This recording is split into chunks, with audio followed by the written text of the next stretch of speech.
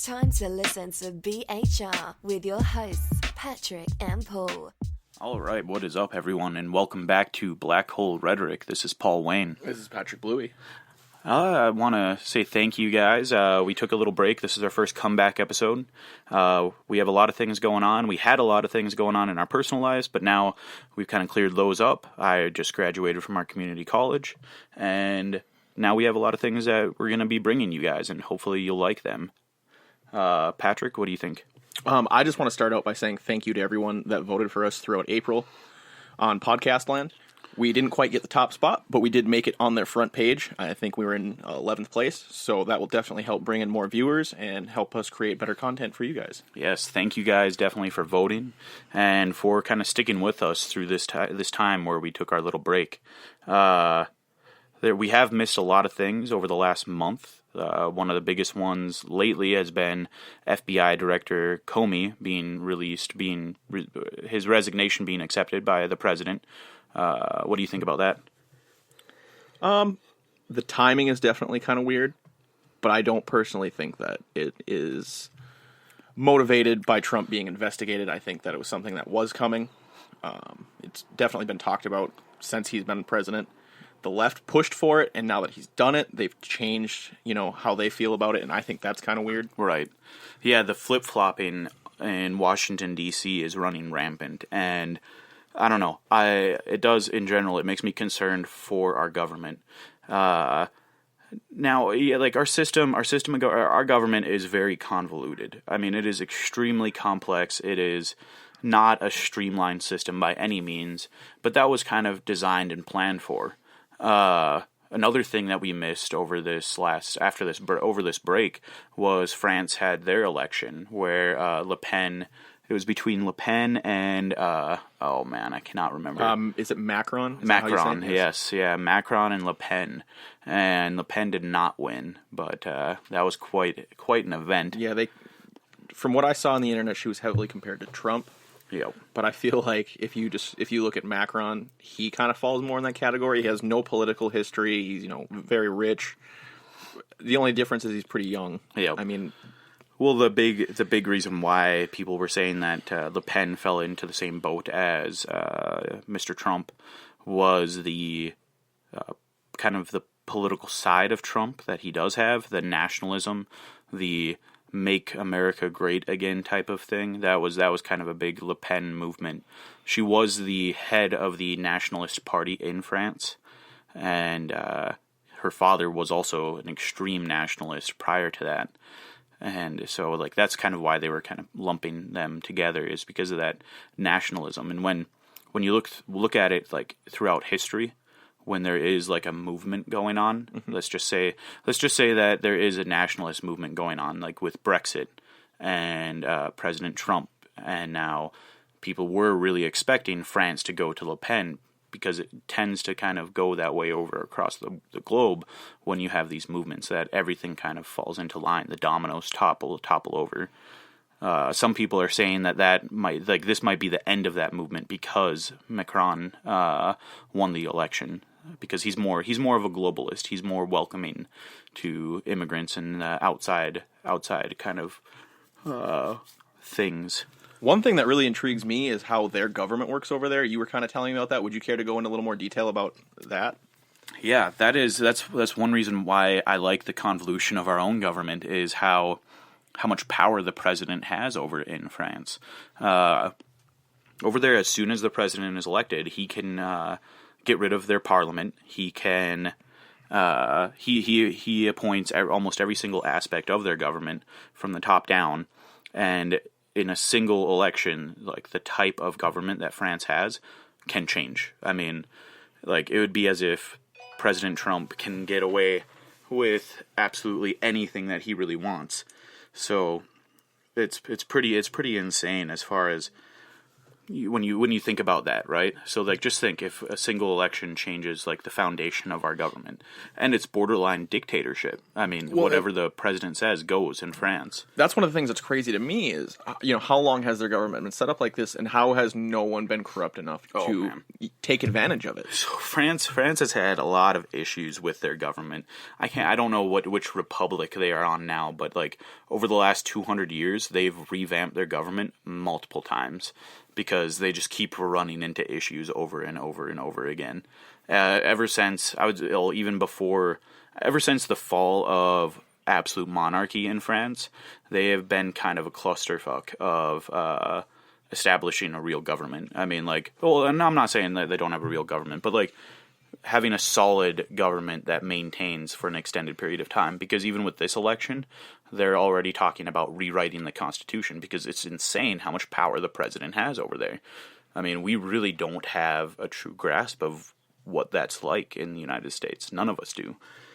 I mean, I feel like that almost leads into why we have so many people that are socialists in this country, or like the extremes. The people that are extreme in our country have never lived underneath the how extreme a government can be.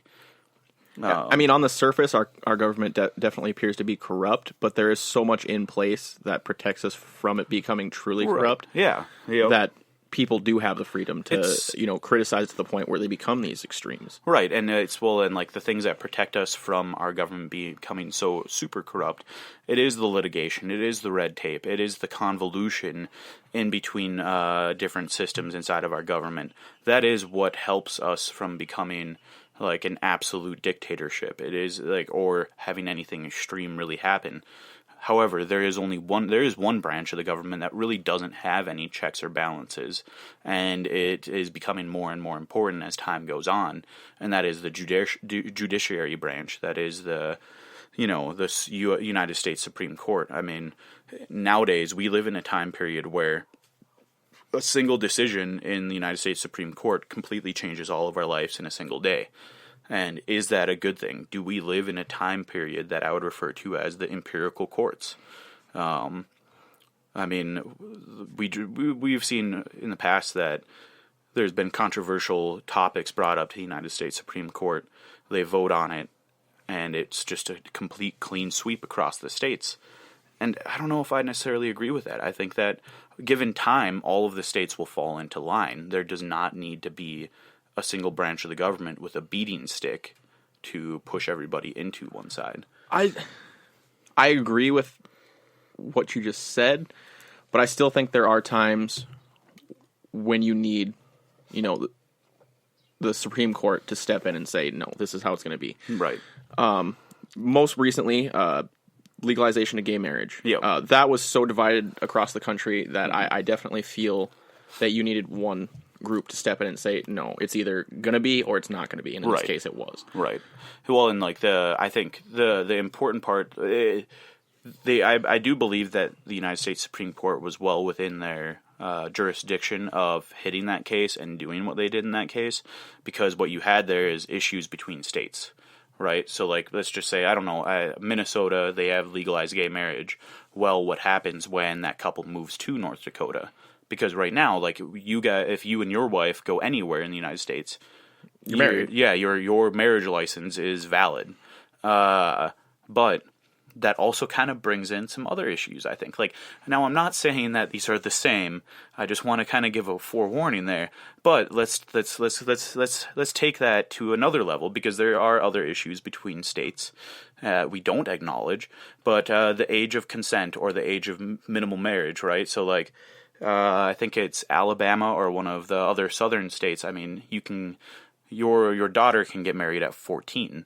So now what if... Without parental consent? With parental consent. Okay. But even at that marriage certificate is it could be between a 14-year-old and a 28-year-old. And now if they move somewhere, what is that? Is that going to, like, the legality of that would be put into question? Well, is there anything in place for or against that? Well, like, in accordance to how we've typically done it in the past, and one of the reasons why the United States Supreme Court had to hit the gay marriage is that, yeah, states normally like authorized marriage certificates of everybody. Like it's just something that's been going on. So I just don't know. I don't know the answer to that question with the age gap, but it's one to kind of consider that it still is an intricate process. No matter how easy it might appear to be a decision, there are other aspects that need to be taken into consideration there. Well, and that's something I've never really thought about. My wife and I are basically the same age. I'm a week older than she is. Yeah. But I almost feel like if you were legally married and you're man and woman, because most states, look at that as marriage, I don't think they would look at the age issue. Right. Maybe they should.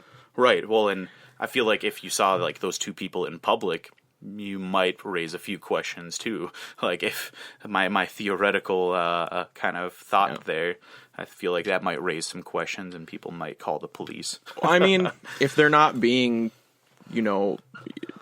affectionate in public, people probably wouldn't even question it. They'd probably think, father daughter. Yeah. Yep. But I mean, let's just.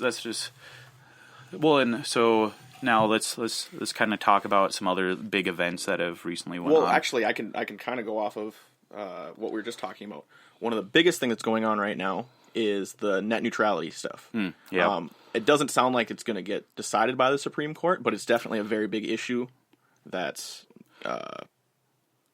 being overlooked. Right. So yeah, you know more on this than what I do. I kind of have a general stance when it comes to the internet. I am pro free internet, like open plains internet, basically, where what you do there is out there. And I mean, I'm not one to put more legal issues inside of the internet. But tell me more about the net neutrality. So as far as the net neutrality goes, basically right now the internet, there's two titles. There's Title I and Title II in the FCC. Title II is a utility, and basically just you can't regulate it. It's just like, your water bill, your electrical bill, things like that. Yeah. With it being if it were to be Title I, they would be able to regulate it more. It's a looser idea. So right now, the head of the FCC is trying to move the internet to a Title I position, and it's not really clear why he wants to do this, because a lot of people, their argument is if you move the internet into a Title I position, internet providers would be able to basically pick and choose websites and how fast their broadband width will become, or they can take payment, and they can deliver things faster, or even I can't remember which one of the big cable internet providers it is. They have their own video network, so they could slow down Netflix and make theirs faster, so people would be more likely to use it. Right, and that is really the biggest concern, because if anybody has the power to slow down traffic or slow down bandwidth, for individual websites, that is scary, and that will definitely affect the freedom of the internet. Well, okay, so here I won't play, it's not necessarily devil's advocate, but just to kind of play the part of critical thinking on that. Don't you think that capitalism would kind of reign supreme in that sense, where if your internet provider is regulating different websites that upset you, right? Don't you think that they would lose enough business to where they probably wouldn't do that? But the problem is everybody would be allowed to do it. It wouldn't be up to necessarily... Right. And the biggest problem is in most areas, how many, cable or satellite providers there's usually you have? Not a lot. One or two. Yeah, there's your usually options not are a lot. so limited but maybe that they could basically do whatever they want. They already basically have a monopoly in that area. Right. Well, but maybe we would see an increase in internet providers, though, where people would go out and start to supply internet on a larger scale. Like, I mean, if honestly, if that happened, I would definitely be looking into trying to start up my own internet provider company. But then you look into the problems with that is, when you're smaller, how are you going to be able to produce, good enough internet that people are going to buy it? Right. Well, and that goes just more into the system. There's a lot of sharing done with the same lines and all of that. Like, different cable providers share the cables and all of that. I mean, the biggest thing that weirds me out about this topic is that the head of the FCC is pushing for this, and he keeps saying that all of these things that people are bringing up, they're just hypotheticals. There's no reason that would ever happen. Right. So what's the he's point? Not making he's not making it clear why he's trying to get it moved from Title II to Title I. Yeah, he's not making an argument on his own case. He's just trying to counter everybody else's. Yeah, or discredit everybody else's. No. So that is a dangerous game. I do feel very strongly about this topic, and I have shared. There was a Last Week Tonight video about it, and it goes into detail about the head of the FCC, why it's good to keep it a Title II and keep, a free and open internet for everyone. I would definitely recommend you guys do look into this. Yeah. And there is a link in the post that we made to email the FCC and let them know that you support net neutrality. Yep. So here we go. I have a nice little topic transition here. But so one big thing that has been a constant since Donald Trump has been elected president that we really haven't hit hard on is everybody, like the left has really been pushing. They want to already impeach him, right? Like, they want him out of office, and it's obvious. I think that they were already looking to impeach him before he ever was sworn into office. But, so first off, the big thing that people are missing is that, the only way that someone can be, the president can be impeached is if he commits a high crime or treason, right? And, high crimes are not your normal crimes. It's lying under oath. There's a whole list you can look up, high crimes. It's not something easily done, and you can't just do it because you don't like the guy. But I want to pose this theoretical question. What happens if President Trump is impeached? I mean, what do you think would happen in our country if, right now, President Trump was impeached? If we got the news tomorrow. Okay, so this isn't really my own personal thought. You already talked to me about this beforehand, so I'm just regurgitating what you said. There are such diehard Trump supporters that there will be riots, and it will be the exact opposite of what you see with the social justice warriors. Right. They're going to be doing the same thing, except for they're going to be gun-toting, bomb-making, just destruction. Right. I mean, so that's one reason why I feel like somebody started hitting this pendulum, right? And the problem with hitting a pendulum in one direction is that it's going to swing back the other way. The more the left is pushing left, the more the right is going to push right. And people tend to just avoid this idea, this thought experiment. I mean, they feel that these protests and this violence that's going on that they're trying to do in support of liberal ideas is going to be good for the people, that it's going to offer more freedoms for the people, that they really feel like overall this is best for the country, but they fail to realize that this rubber band is going to come back and snap. Right? No matter what they do, the only way that they can win is if they tone it down.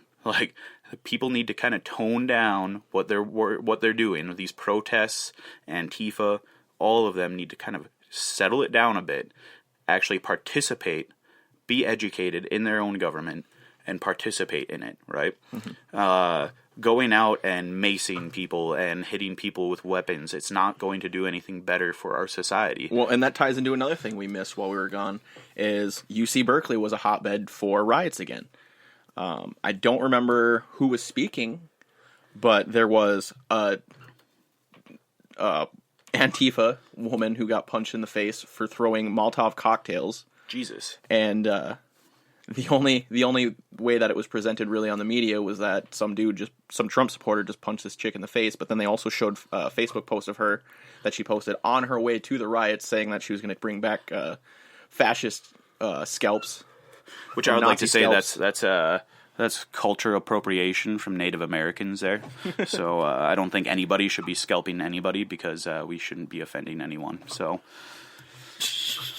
but and then you talked to me about this. There was the guy that hit the Trump supporter in the face with a bike lock. Yeah. Yep. And Reddit tracked down who this guy was from camera angles and everything, and it was a professor at a college. It was a professor at a California State college, and he had been going to these riots, protests, and participating in them, and now he ended up causing severe harm to someone. I mean, who was just standing there. Right.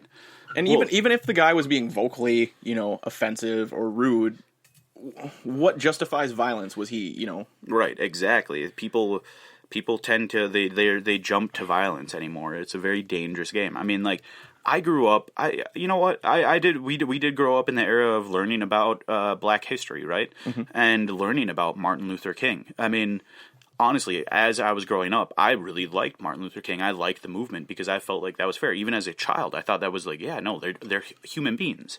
They need to be treated fairly. The concepts of segregation and all of these other issues, I couldn't grasp that as a child. That people were separated. It just made no sense to me. Right, but I mean, I saw those videos and I thought that they were doing the right thing, and they succeeded. They won. They had a movement. They had a clear movement. They had a leader, and they ended up changing the system.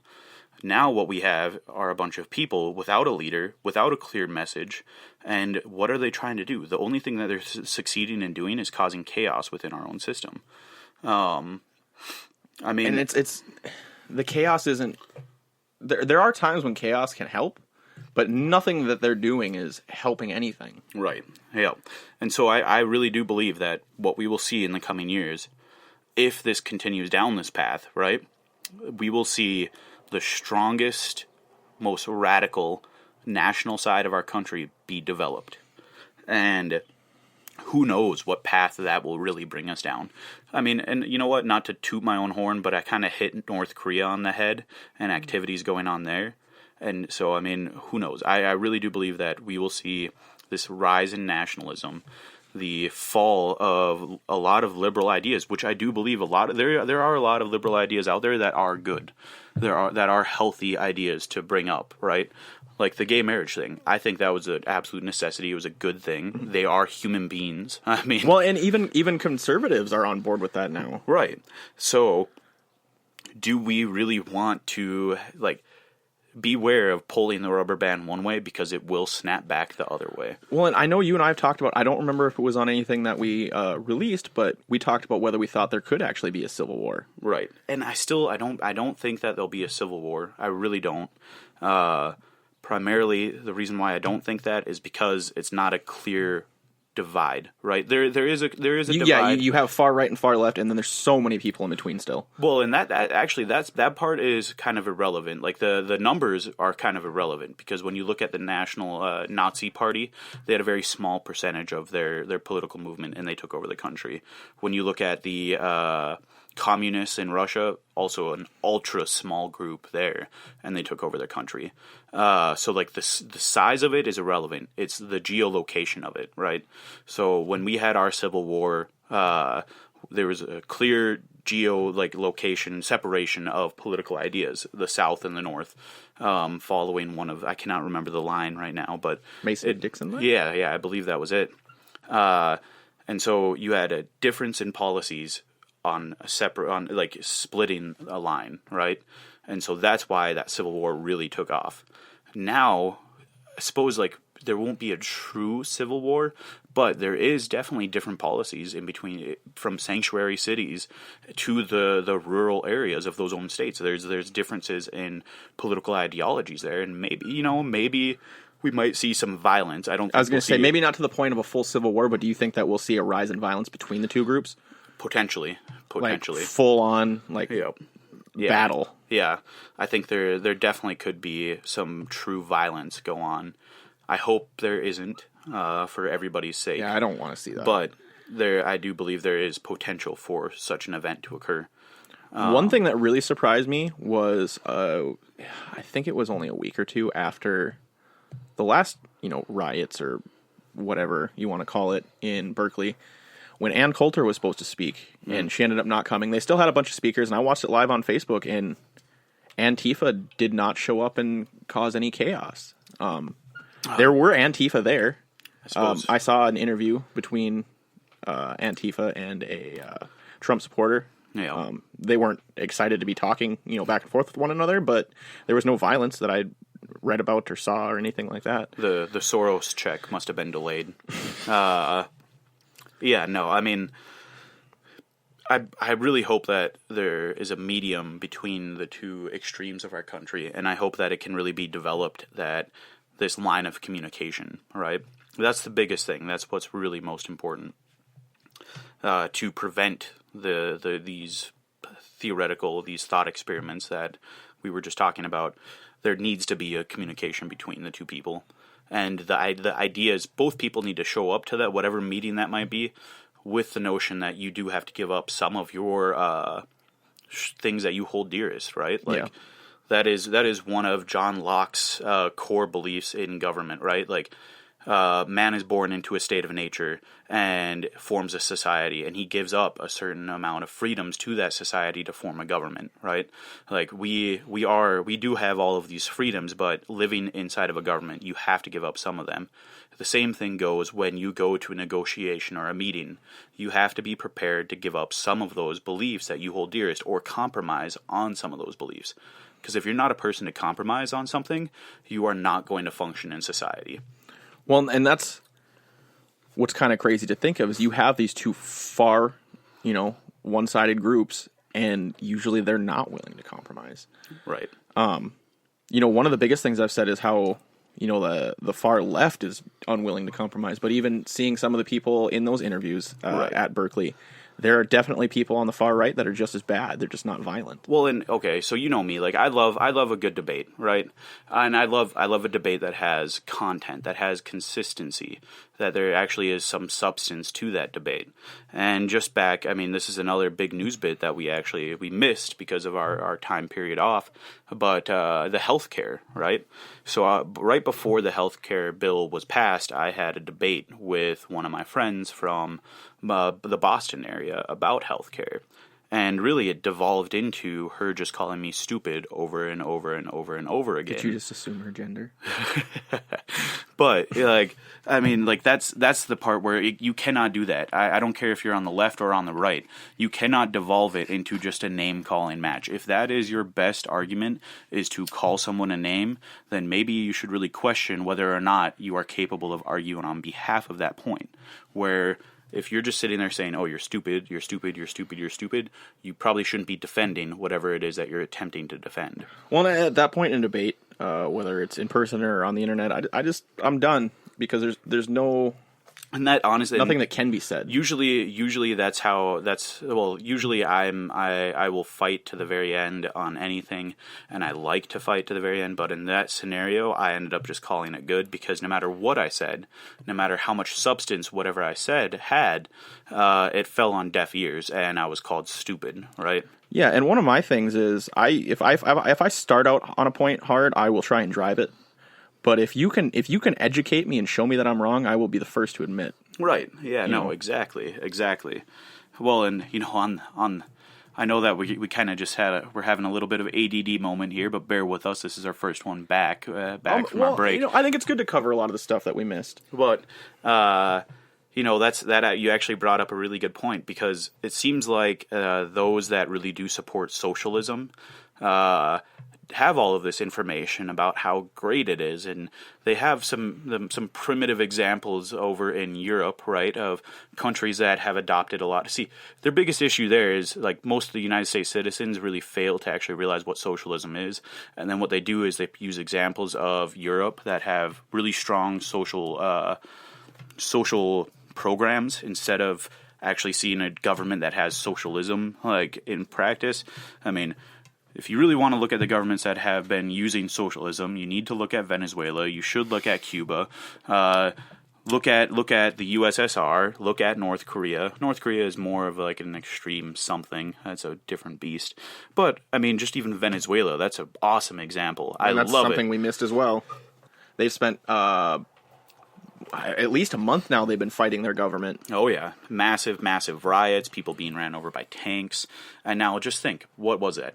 I know it was within the time period that Barack Obama was president, but the president of Venezuela came to our country offering gifts of money to the Native Americans, trying to bring down, talk bad about our system of government, and now look at them now. Look at them now. Look at that government now. I am sorry if you are a socialist or if you are a far liberal person, but when you take a look at the extremes of what you potentially want, and you look at those countries such as Venezuela, you cannot be so naive when you look at those countries. You cannot be so naive when you look at the USSR and the power that Lenin and Stalin and all of those guys were given. Or Venezuela with their president. The damage that they're doing to the people, you need to stop being so naive and actually acknowledge that a free system is what saves us, that more government power is the absolute enemy of the people. And that goes for both political parties. Both political parties that want more government power, that's a dangerous, dangerous game to go down. And honestly, that's what's happening. What I believe is happening in our system right now is that we're seeing both the right and the left want more power to the government. And that is something that we absolutely cannot have. I'm not saying that we need to have anarchy, but we need to have a system where the people run the government. It's the people, it's the bottom that runs the government, not the top. It's not the top people that are in government that know what's best for everybody else. It's what everybody knows is best for everybody else. Like, it's the individuals that make up the system, not the individuals at the top telling everybody that they need to eat right, right? I think a lot of people forget that, and everybody's so focused on who is running your party or running the country that they forget that they still do have power. Right. Oh, yeah. Well, and I think that kind of stems from the distance that we feel from our political system, right? But really, like, part of that is because of our own laziness. I mean, we are lazy when it comes to participating in government, and even actually being educated in government. From the time that we started this podcast, I know that both Patrick and I have become very, very aware of political events going on, and just like in a sense participating, of our government system. Before we officially started this podcast, I wanted nothing to do with anything that was going on in the government. It's so frustrating. And it still is. It still is frustrating, but right before the election, I think it was probably a month or two before the election, I deleted my Facebook because I just could not handle the right and the left people on my Facebook anymore. Right.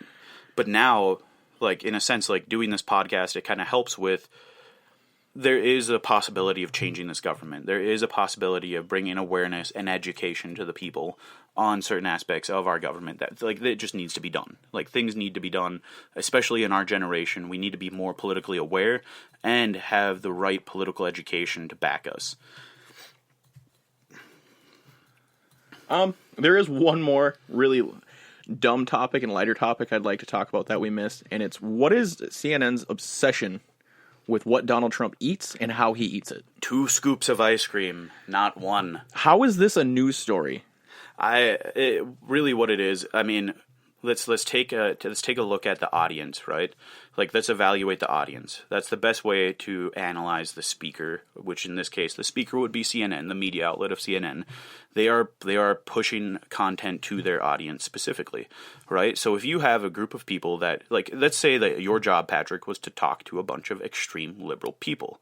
Eventually you'd run out of material, like big material, important material to talk to them about, because you'd burn up the idea of talking about Russia. You'd burn up the idea of talking about Comey after a while. Like, you just burn up all of these different ideas, and eventually all you'd be left with is the eating habits of the president and trying to criticize them and push them to your own biased opinion. Well, and the funny thing is, the first time this happened was when there were still major things going on. And even now, the 2 scoops of ice cream, I think I heard that right before Comey was fired. Yeah. But I honestly thought it was, well, not fake news, but something, it was a fake meme that I've seen, well, because I see a lot of tweets about Trump, that he'd never actually tweeted, but they're so ridiculous, it seems like something he would say. Right. But if you look into him for 2 seconds, he never actually created it. And I thought this was a similar scenario where somebody just made up a CNN, post like, oh, they're talking about how he got 2 scoops of ice cream. Who cares? He's the president. He could buy a whole bucket of ice cream a million times over. See, it kind of boils back to clickbait, like the people that have such a hatred for the president, they will look at that. They will look that up. They will be obsessed with the behaviors of the president and criticize them. And you know what? The right was guilty of it too before with Barack Obama. So both sides do it. I think that the left, they are taking it to a little bit of an extreme, this go about, but I don't know. Maybe the same things were being done with President Obama, because for the longest time, everything was Obama's fault, So, I mean, yeah, well, and like, you kind of did a little bit of the fake news there. Let's talk about the video that went viral for a while, where there was the little girl that went up to what looks like Donald Trump and says something along the lines of, "You're terrible for the world," or whatever, and the audience applauses. And a lot of people believe that it was actually President Trump, and this little girl went up to the president and said this terrible thing to him, right? Well, it turns out it wasn't President Trump. And so it's like, it shows you how there's a certain percentage of the people that hate the president so much that they will believe anything that is put out in front of them. That is a dangerous game. That is a very dangerous road to go down. People need to actually investigate. Yes. Well, and had I not seen that video being discredited before I saw it, I probably would have believed it. And I have no issues with the president necessarily. I mean, I don't hate him to the point where I want him to be impeached, but I think he can definitely improve in some places. The biggest thing is to validate your sources. That's one thing I really want to push to everybody. You need to validate what you are actually reading. I mean, yeah, The Guardian is okay, but I don't know if that's the best source. You need to branch out. You need to look at other sources, maybe along more of a modern time period. If you're using material that's 7-8 years old, that might not be the best way to go about an argument, or it might not be a best way to follow something like that. Yes. It's people need to be aware of what's going on, and they need to properly educate themselves. Yeah, we have the internet, and there's billions of sites out there, but you need to be aware of what you are bringing into your brain. Well, and especially in the United States with our, biased news networks like Fox News, CNN. Yeah, you definitely need to be aware that they are trying to pander to one side. Oh yeah, no, absolutely. It's the art of clickbait. It's something that we've kind of dabbled in ourselves, but it still works. That's the sad part is no matter what, even if you're fully aware of clickbait. So one of the things about when we've tried to do clickbait, though, I'd like to make clear is I still like to deliver content. Right. Yes, we do try to put a grabbing article on there, but we're not going to say something and then not show you what we're talking about. Right.